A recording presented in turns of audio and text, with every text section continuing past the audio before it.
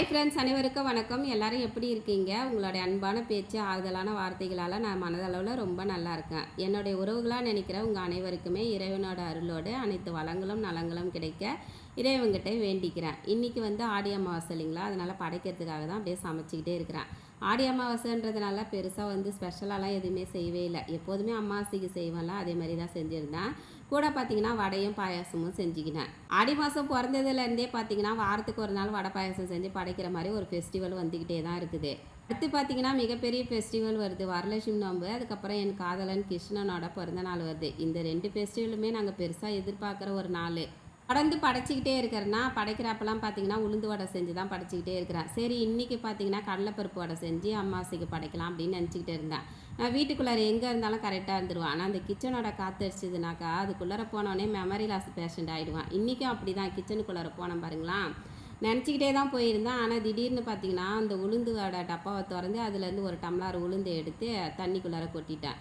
அச்சச்சோ, நம்ம பருப்பு வடை தானே செய்யணும்னு நினச்சோம், என்ன உளுந்தை கொட்டிட்டோம் அப்படின்னு நினச்சிக்கிட்டு, சரி விடு, இன்றைக்கி எல்லாரும் உளுந்து வடை தான் சாப்பிட்ணுன்னு இருந்துருக்குது போல் அப்படின்னு நினச்சிக்கிட்டு உளுந்து வடையை சுட்டு வச்சுட்டேன். இன்றைக்கி உளுந்து வடை பார்த்தீங்கன்னாக்கா வீட்டில் செய்வோம்ல, அந்த மாதிரி செய்யலை. இந்த கடையிலலாம் சேல்ஸ் பண்ணுவாங்களா, அந்த மாதிரி தான் செஞ்சேன். இந்த கடையில் எல்லாருமே இப்படி செஞ்சு சேல்ஸ் பண்ணுவாங்களான்னு தெரியல.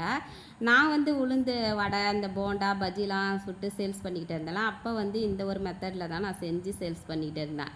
என்னம்மா பாப்பா, எப்போ பார்த்தாலும் அதை செஞ்சேன் இதை செஞ்சேன்னு சொல்லிக்கிட்டே இருக்கிறேன், நீ சொல்கிறதுல எது உண்மை எது பொய்னே தெரிய மாட்டேனுதுமா அப்படின்னு நினைக்கிறீங்களா? உங்கள் மைண்ட் வாஷை நான் கேட்ச் பண்ணிட்டேன்.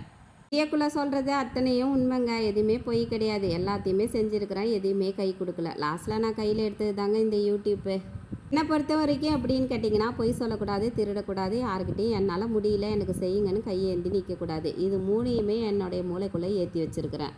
கஷ்டப்பட்டாலும் பரவாயில்ல, எதையாவது ஒன்று செஞ்சுட்டு நம்ம கையில் வருமானம் வரணும்னு சொல்லிட்டு எதையாவது ஒன்று செஞ்சுக்கிட்டே தாங்க இருப்பேன். உளுந்து வடை அப்போ நான் எப்படி செய்வேன்னு பார்த்தீங்கன்னாக்கா, உளுந்து கொஞ்சம் நல்லா தண்ணி விட்டு அரைச்சிக்குவேன். அதுக்கப்புறமா பார்த்திங்கன்னா அதிலே கொஞ்சம் நிறையா அரிசி மாவு போட்டுக்குவேன், கொஞ்சமாக கார்ன்ஃப்ளவர் மாவு போட்டுக்குவேன்.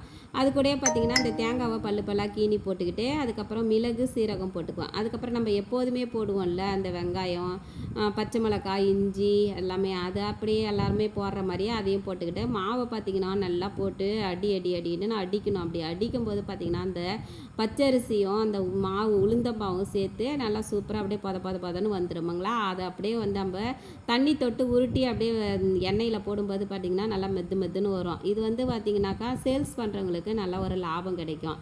வீடியோ பிடிச்சா லைக் பண்ணுங்கள். Bye friends, love you.